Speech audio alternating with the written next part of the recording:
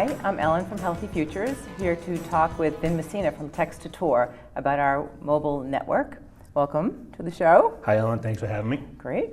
Just as a little bit of background, before you became involved with Healthy Futures, we had a grant from the Metro West Health Foundation to produce a walking map, and we produced this paper map, and this provided a lot of opportunities for people to walk around the town of Milford, and we were able to put this on the town website, but it was still sort of a static paper tool. And Vin approached us with an idea of putting this on a network on your cell phone.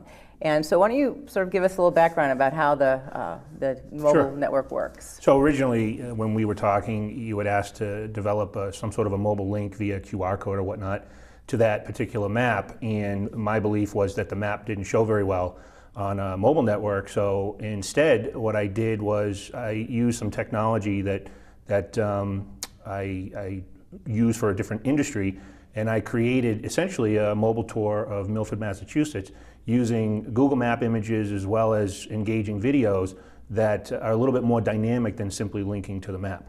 Right, so we found there was a lot of things we could do with this map. We have about 9 walks on the map, and we could isolate each one of those walks and have people sort of walk along the route when they were on their phones. Sure, and the mission is to promote health and well-being, try to get people moving and exercising, and we also, through some of the work I've done with animated videos, we created a nice historical tour of Milford so that you're combining something of a historical significance with something of a physical fitness significance, with the hope of using both to motivate the other. Right, so we'll talk about our first walk, which was the Little Engine That Could historic walk, and what you were referring to, these historic sites around the town of Milford, were all linked up on the mobile network, so people could learn about the sites and walk along this tour. And we had a groundbreaking event where these stamps were placed in the sidewalk, and everybody was able to sort of engage with this tour on their phones. Sure, and it makes it easy for organizations of your size and budget to promote your mission, to promote your work. You can do more with it than just promote the walking tours. You can add videos with healthy recipes. You can work with local businesses in the community to help spread the word and reach a bigger audience. But the general concept is that via a QR code or a text code, folks can text in or scan, and they can link into essentially a mobile website network with the information that you think is relevant to help people understand what it is to live a healthy lifestyle. So do you find that most people are using their phones for this kind of information? Is this something that's readily accessible for people? Sure. My original practice and how we sort of came together is as a mobile marketing consultant. So the purpose of it is to help small businesses use mobile marketing more and more, primarily because as smartphones develop and more people use them, people are turning to their mobile devices to get information of all types, including things like mobile search and on and so forth. Mm-hmm. So mobile landing pages are really important. Accessing people via their mobile device is as important as ever, because that's how people are getting their information. Your audience is actually on their mobile device more than they're probably on their PC or in front of their TV. So tell me, how would people access this code? Explain people how they could access this. There's a bunch of different ways you could access it, but generally you use a simple text code like text walk2 to 88,000, and that would link to the mobile site network with information. If folks don't have a smartphone, you can get an automatic email that says, if you don't have a smartphone, no worries, respond with your email, and we'll send that information out that way. But when you do events, if you do something like this TV show, if you have a business promotion or you're at a high school event, you can put a sign out, and the sign with the text and QR code will link the offline event to online engagement. So I think something we really liked about this was on the page can change so often. The information can change so frequently depending on whatever it is you're wanting to promote. And also you can link on this network with Facebook, with LinkedIn, with other websites, and so the information is sort of becomes, it incorporates a lot more than you would if you just were producing a brochure or Yes. Handing out some information. Yeah, I mean, it's virtually an all-in-one service that combines the best of SMS text messaging and promotion with mobile landing pages, social sharing, and mobile video. It brings it all together under one umbrella. And the beauty of it is that it's cost-effective and the templates are pre-designed. So it's meant to be dynamic. It's meant to be able to add pages. It's meant to be able to add video and other media to educate and inform. It's meant to be something that evolves in its simplicity. Yeah, we have a lot of partners with Healthy Futures, and there is sort of a way for each one of those partners both to be part of this group and also to define themselves independently. The schools, fitness centers, any number of organizations can have their own identity on this network as well as being a part of something greater like Healthy Futures. I also have seen how you've been able to do this for other organizations and other walks, the breast cancer walk, the crop walk. So this is something that if someone is doing a specific walk and they want to, looking for donations, people can do this right on their mobile network as well. Yeah, that's right. In fact, it's good that you bring up the walks because these, again, are small, localized, nonprofit organizations. And they, like any other organization, have the same issues and problems and challenges that we all have, and that is getting noticed. I mean, you all have to sort of market yourselves and promote yourselves.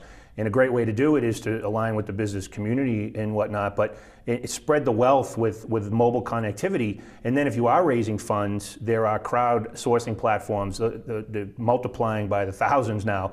But we experience one called CrowdRise via the Walk Against Breast Cancer in Holliston that works very well on a mobile device. So now what you're doing is you're linking to information, but you're also making it easy for people to donate. But it's not text to donate, it's text to get educated and informed and then donate. So it's kind of a nice cycle of what a small nonprofit would probably be wanting to do. Because you incorporate the best of mobile marketing practices and strategies, as well as collecting donations via a mobile device. In essence, what you're doing is you're making it easy for you to get found and achieve your mission, and you're making it easy for people to engage with you. And I think that that's nice that it's so local because there's a way to keep it updated and not really have to go through lots of channels to get to a larger organization. It's right there on the ground. It can really support sort of very immediate needs. And this is so easy. That's a great point to bring up. I built a business and have a plan to focus on local nonprofits and local businesses. But the point is that it is a local community, it is a local promotion, but it's also very simple and ultimately will be self-service so that I won't necessarily be working with you. I will allow you the access to the service and you'll be able to do this yourself. That's ultimately the direction that I want to take because it's that simple. Right. I mean, I think this is pretty cutting edge.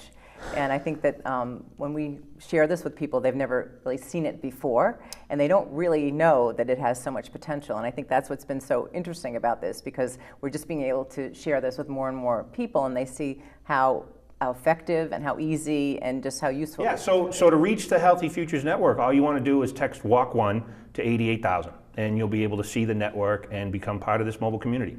Excellent. Thank you very much. We're going to turn our attention now to Hannaford's and Lisa and Lauren. Thank you.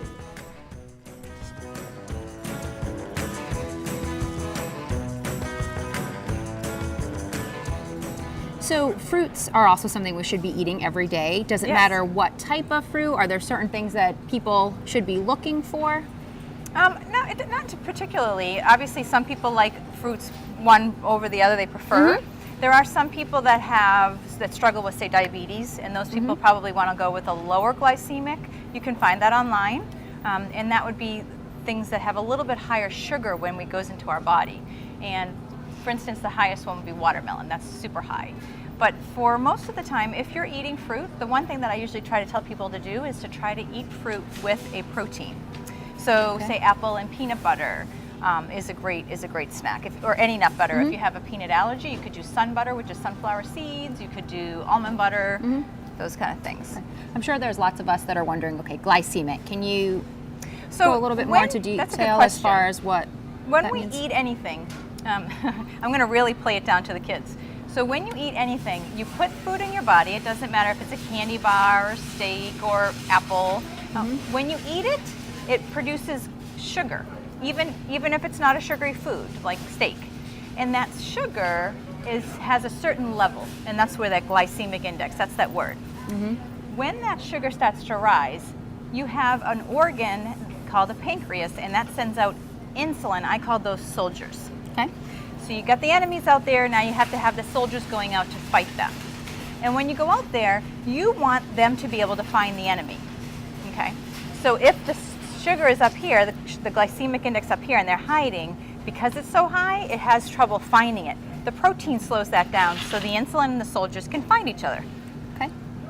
So now you mentioned that, some of us might want to be concerned about different types of fruits for sugar content, but the average person, No. right? Are we going to say there's certain fruits we shouldn't have? No.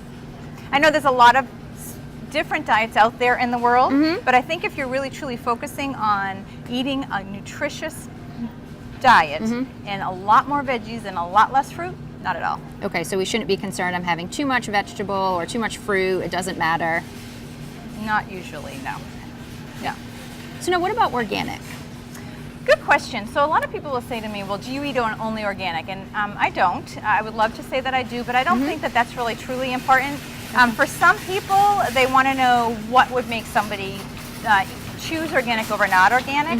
And there is a website you can go to, but for me, I think truly, I'm really more passionate about getting people to go ahead and eat the foods that they're not eating. So the average American eats about 150 pounds of sugar a year and only 8 pounds of broccoli a year. So let's get that sort of the other way. And if you're looking for organic versus the other, there is a website, it's called EWG. It will tell you which ones have a little bit more higher load of pesticide, which is where that organic comes in. And so if you're looking for, well, what if I just wanted to focus on, say, the 10 foods that have the highest? That would be the Dirty Dozen, and then there's the Clean 15, and you can look that up online. Great.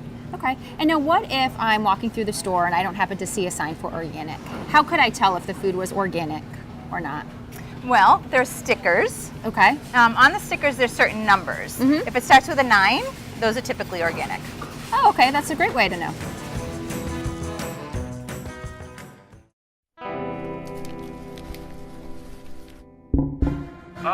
Attention superheroes! Evil villains are trying to get kids to drink sugar-sweetened beverages, like sports drinks, soda, and juice. Oh no! Let's go, superheroes!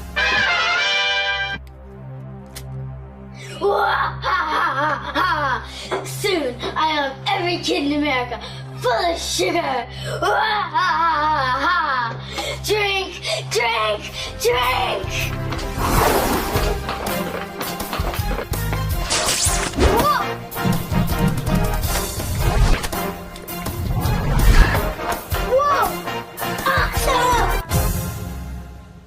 Fight the urge! Be the hero!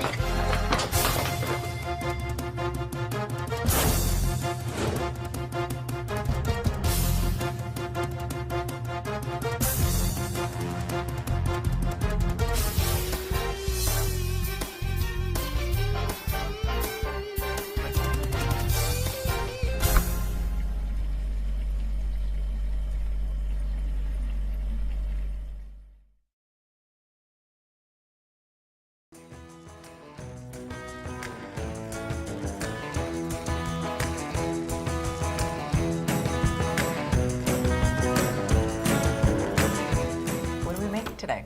We are going to make a berry and chocolate smoothie. Lots of options here. So we have bananas or berries. You can use either one, whatever you prefer. We're going to be using Greek yogurt and just a little bit of chocolate to kind of sweeten it up. So you could have it as a breakfast. You could have it kind of in the evening instead of ice cream. And then we're also going to be adding a little bit of milk in here too. So we're going to start with... So it's unsweetened. Yes, cocoa. unsweetened. So unsweetened cocoa and also just plain yogurt. We're not going to have any additional sweetness there. We'll use our fruit to sweeten it up. So we'll start with, do you want to use berries or bananas today? Let's go with the berries. All right, how much, we'll kind of dump them in, and then you can tell me how much you'd like today. That looks good. That looks good? Okay. So again, whatever you have at home, if you had strawberries, we used frozen berries instead of ice, but you could use fresh and then just add some ice in there as well. Okay, how much cocoa? We're just going to use a tablespoon. Okay. That should be enough. And just add that in there. Great. I'm going to add in about a 1/4 cup to a half of milk. Now, is that almond milk or regular milk? You can use any type of milk. We just are using almond milk today, but plain milk is fine. We're using the yogurt, so you could probably skip it all together and use water if you'd like. It's pretty flexible. And so then we're just going to add about a 1/4 cup of yogurt in here. And again, Doesn't this have to be exact, obviously. doesn't have to be exact. And this one really is, this will give you about 1 big serving. So if you wanted to make it for the family, you might want to add double the recipe. So And if you didn't have frozen fruit, you can put ice You can cubes. use, yep, ice cubes, fresh, again, whatever you have at hand. It's pretty flexible. Yep.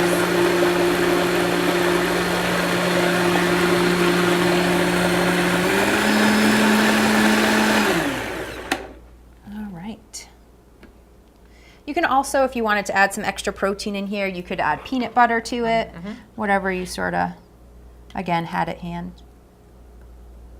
I wonder how it tastes with peanut butter. Tasty. All right. Cheers. Very good. Taste the yogurt. You really taste the yogurt. Nice. We're here today to make a banana and carrot smoothie. So we're going to start with the carrots. We have already peeled them. So we Do you are want to just break them gonna- in pieces? Yeah, or we're just cut going to them? break them up. Okay. Again, depending on what blender you have, some of them you might need to break up. Smaller for this one, we can just kind of throw them in. Okay. So then the next we'll want to add is the apple. Yep, so we're just going to We use have a an nice apple core. Yep. Again, if you didn't have one, you can just cut it. Maybe not. Yeah, you got it. Ta-da! Great. You can pull up And then these. just, yeah. Keep If for it some reason... peeled or unpeeled? We're going to keep it with the peel so we get all the nutrients from the peel in there. We don't want to have to throw that out. If you didn't have an apple at home, you could use apple juice, though the whole fruit would be the preference. So we're going to use the whole apple, but then we're going to add water in place. So we're going to add a cup of water. And then we are going to add a banana next. Just add one for this. And again, depending on what you want, if you had extra carrots or if you had baby carrots, you could use that. Again, you could use the apple or juice. Really use with what you have at home. If you had frozen berries or strawberries instead, you can definitely do that too. It's kind of a mix and match. This is a good one to use. It's pretty low on the vegetable, so it's good when you're starting out with adding smoothies in that it's pretty high on the fruit, which makes it a little bit sweeter. Sounds good. And then we're just going to add the yogurt. We're going to add about a cup of yogurt here. And what type of yogurt are you using? So we're going to use Greek yogurt and we're going to use plain. The Greek is going to have more protein in it, so it's going to keep you full longer. And then we use the plain so we don't have all that added sugar. Some of those fruit in the bottoms or the flavored vanilla strawberry are going to be packed with sugar. So we really want to look at using our whole food to sweeten it and then use the plain.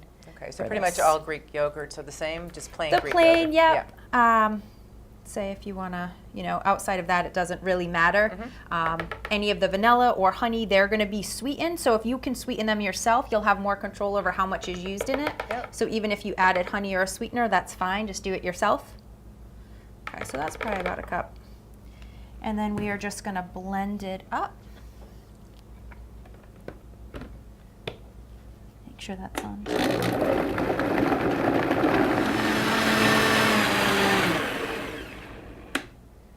All right. So some blenders would take a little bit longer depending on how high-powered they are. Yeah, and so it might also depend how little you cut your carrots up. This one, it's a food processor, so it can Nice. handle a little more. So we're gonna try. And again, depending on what you have available or what you like more, you can use extra banana, more carrots. So cheers. Cheers. Yum. Delicious. Oh, great. Great.